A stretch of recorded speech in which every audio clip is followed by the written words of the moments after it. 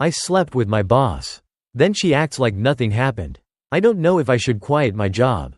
I've been working as a media designer at a small company for about a year now. It's a pretty chill place, with a laid-back atmosphere that I enjoy. The team is small, which makes it feel a bit like a family. But it can be a little awkward sometimes since I'm the only guy in the office. My coworkers are great, though. They're talented and supportive, and we all get along pretty well.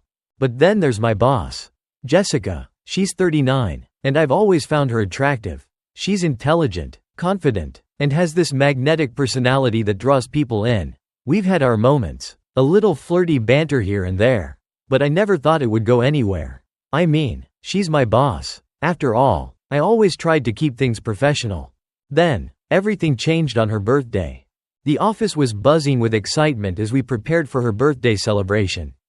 My coworkers and I chipped in to buy her a gift, and we decorated the break room with balloons and streamers. It was a fun atmosphere, and I could feel the anticipation in the air. I knew it was going to be a great night. After work, we all headed to a local bar to celebrate. The drinks were flowing, and everyone was in high spirits. Jessica looked stunning in her black dress, and I couldn't help but admire her as she laughed and chatted with everyone. As the night progressed, I noticed she kept making her way over to me, and our conversations became more personal. I felt the chemistry building between us. As the clock struck midnight, the bar erupted in cheers. Jessica's friends were teasing her about getting older, and we all raised our glasses to toast her. That's when she pulled me aside. We stepped out onto the patio, away from the noise, and I could feel the tension in the air. We stood there, looking at each other under the stars, and I knew something was about to happen. Without thinking, I leaned in and kissed her. It felt electric, and I could sense her surprise before she kissed me back. It was like a switch flipped, and everything that had been building up between us came pouring out. We ended up back inside the bar, wrapped up in each other, completely lost in the moment. I remember feeling euphoric and terrified all at once. I had crossed a line that I never thought I would. The night spiraled into something I didn't quite anticipate. After a few more drinks, Jessica suggested we go back to her place. I hesitated for a moment, thinking about the implications of sleeping with my boss, but the attraction was undeniable. So we went back to her apartment, where things quickly escalated. I don't need to go into detail, but let's just say the night was unforgettable. It was passionate and exciting, but it also left me with a million thoughts racing through my mind. I was lying there afterward, and I couldn't shake the feeling that I had crossed a line. I had blurred the boundaries of our professional relationship, and I didn't know how to navigate this new territory. When morning came, the reality of what happened hit me. Jessica acted like nothing had happened, which was both a relief and a shock. She made us coffee, and we chatted like nothing had changed. But inside, I felt like my head was spinning. Did I just ruin my job? Was this a mistake? I didn't want to be the guy who slept with his boss. But it felt like that's exactly what I had become. The day dragged on as I tried to act normal. Every time I saw Jessica, I felt this strange mix of attraction and anxiety. I couldn't help but replay the night in my head over and over again. I liked my job, and I didn't want to quit. But how could I work with her knowing what had happened? I felt like I was walking on eggshells. My coworkers started noticing something was off. I could tell they were concerned. I'm usually pretty upbeat and social, but I was quiet and distracted. They would ask if I was okay, and I would brush it off, saying I was just tired. I didn't want to talk about it. I didn't want to share my mess with anyone, and I certainly didn't want anyone else to know about my night with Jessica. As the week went on, the tension between us continued to build. I started to feel like she was treating me differently, too. At work, she was all business. We'd have meetings, and she'd speak to me like I was just another employee. But I could see that her demeanor was a bit more formal than usual. I kept second-guessing myself. Was she trying to pretend like it never happened? Or was she genuinely trying to maintain professionalism? One afternoon, we were in a meeting with the rest of the team when she looked over at me. And I could feel my heart race. I was hyper-aware of every little gesture, every glance. Did she remember? Did she feel the same way? Or was she regretting it? The uncertainty drove me crazy. I wanted to confront her, to ask her what it all meant, but I was terrified of what that might lead to. A few days later, things came to a head. I was working late on a project, and I heard her door open. Jessica stepped out, looking flustered. She walked over to my desk, and I could feel my stomach twist. I knew we had to talk, but I wasn't sure how to start. I looked up at her, and for a moment, we just stood there in silence. Finally, she spoke. "Hey, can we talk for a second?" I nodded, and we walked over to a more private corner of the office. I could feel my heart pounding in my chest. I was ready for her to bring it up, to confront the elephant in the room. Instead, she took a deep breath and said, "I just wanted to check in on how you're doing. I know things have been a little different since, you know." The weight of her words hung in the air. I could see the concern in her eyes, and it made me feel a mix of emotions: relief, anxiety, and something else I couldn't quite name. I took a deep breath, trying to steady myself. "I'm okay, just trying to adjust to everything." She nodded, but I could tell she wasn't convinced. "Look, I know we had a night together, and I want you to know it didn't change anything between us. I'm still your boss, and I want to keep things professional." Her words felt like a punch to the gut. I knew she was trying to set boundaries, but it felt like she was shutting down everything we had shared. "I understand," I said, my voice barely above a whisper. She looked down for a moment, then back at me. "I just think we should keep this between us and focus on work. I don't want it to affect the team or our projects." I couldn't help but feel a wave of disappointment wash over me.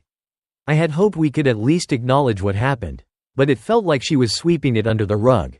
"Yeah, that makes sense," I replied, forcing a smile. After that conversation, things felt even more strained. I went back to my desk, trying to focus on my work, but all I could think about was Jessica.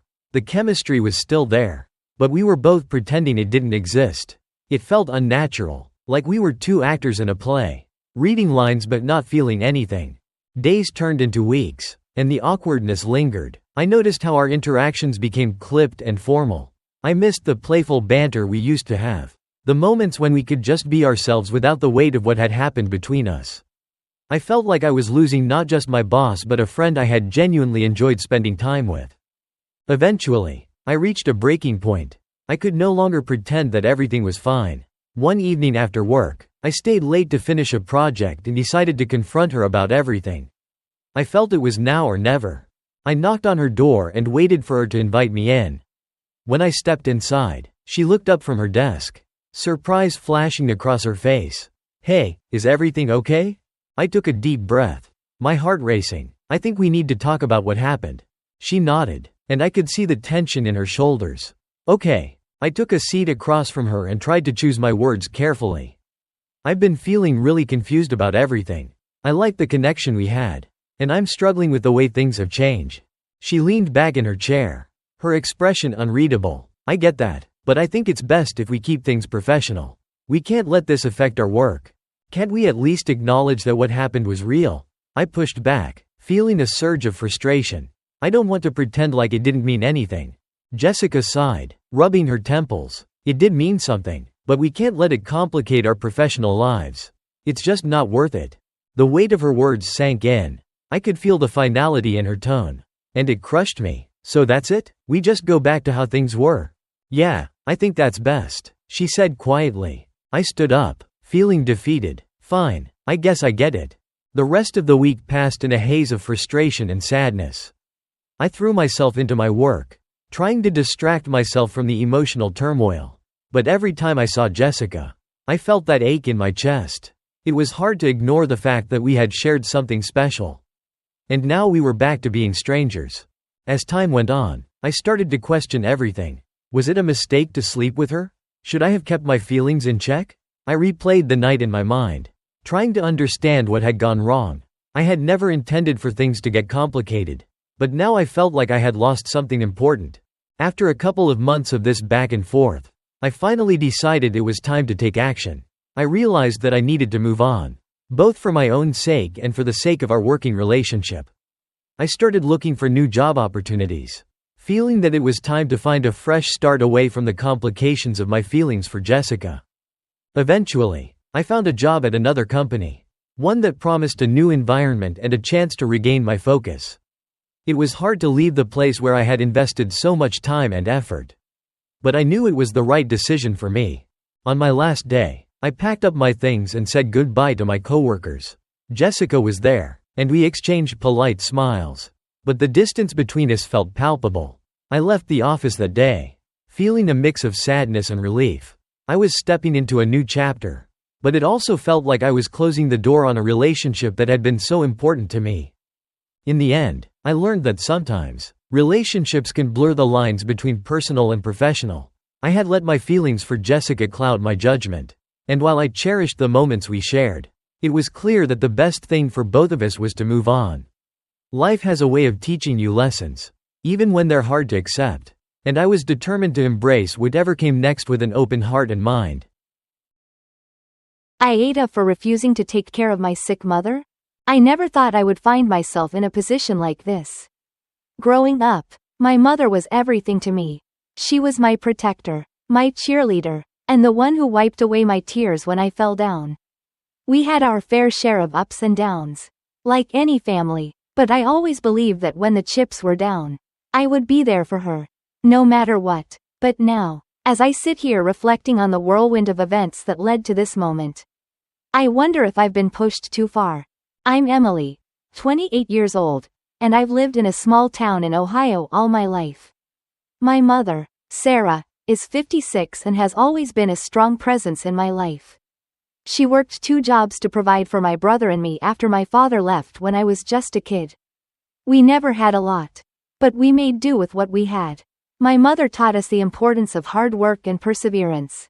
She always said, "You can achieve anything if you put your mind to it." Growing up, I was the responsible one in the family. My brother, Jake, is 2 years younger than me, and while he was carefree and wild, I took on the role of caretaker.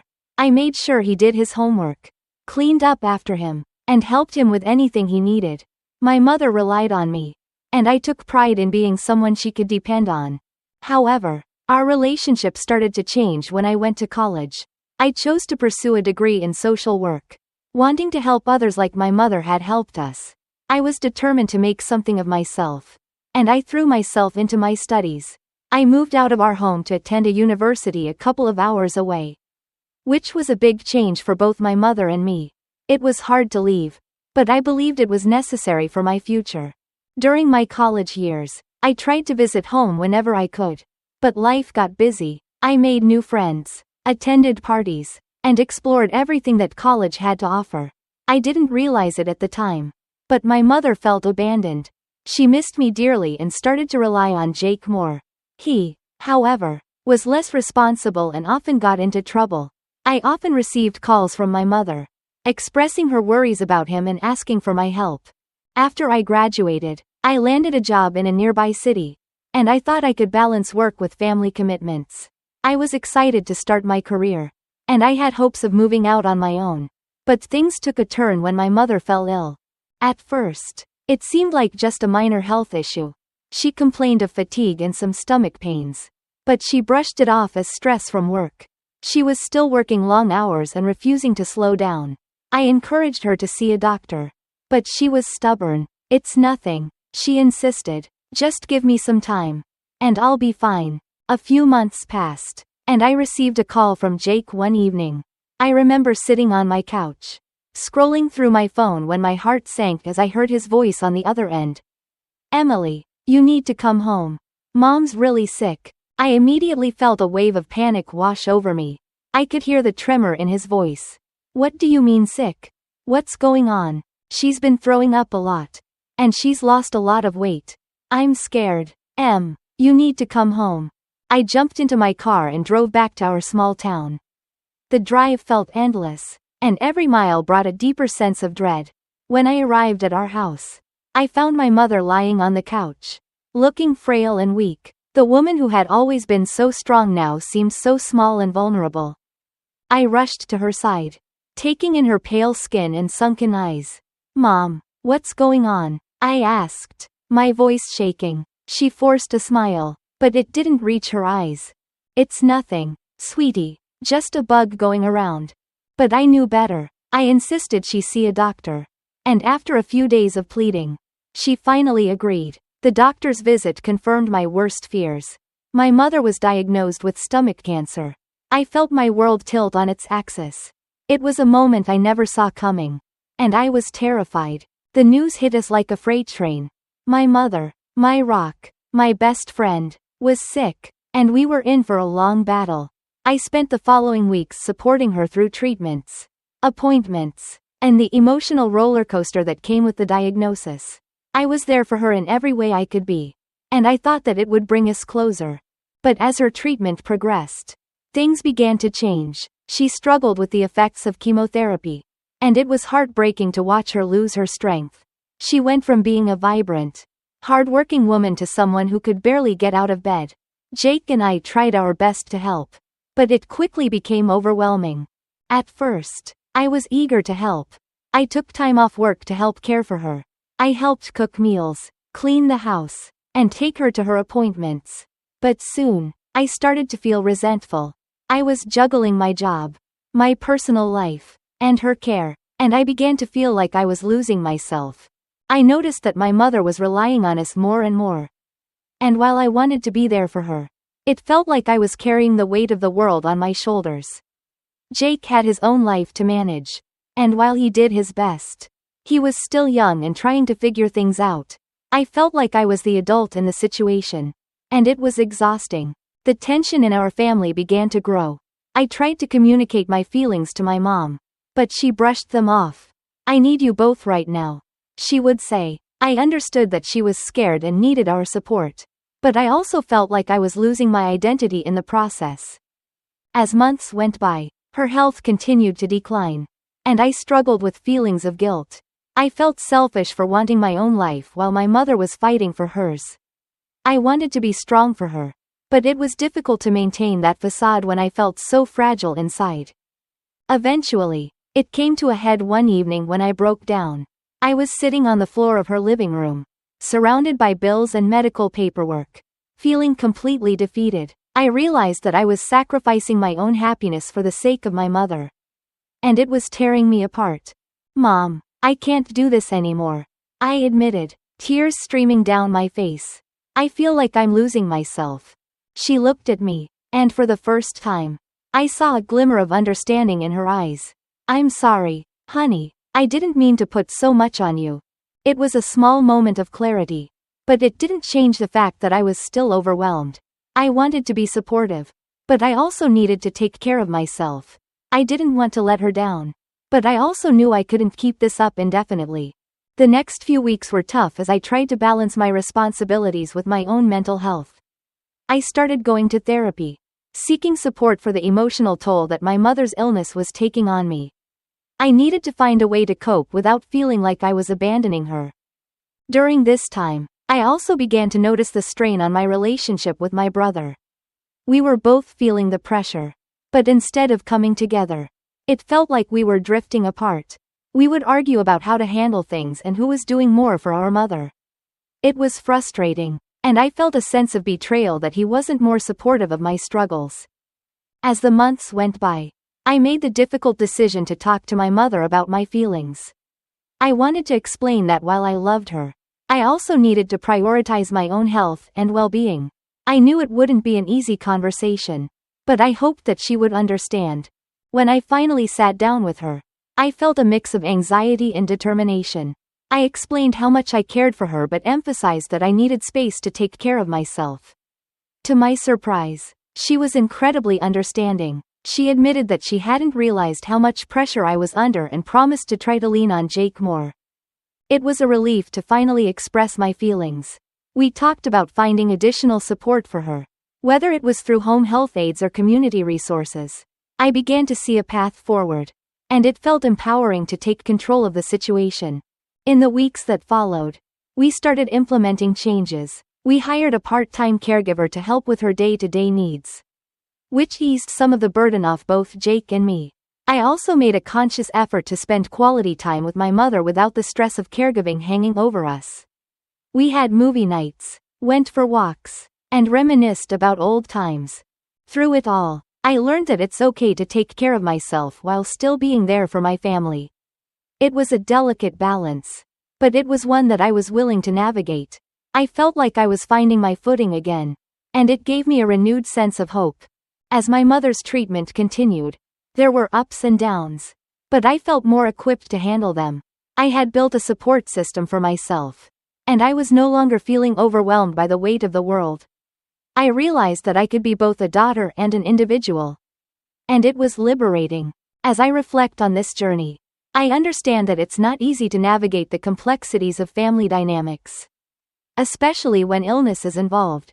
But I also know that I'm capable of being there for my loved ones while taking care of myself. I'm grateful for the lessons I've learned and the strength I've found within myself. Ultimately, I've discovered that self-care is not selfish. It's essential for maintaining healthy relationships.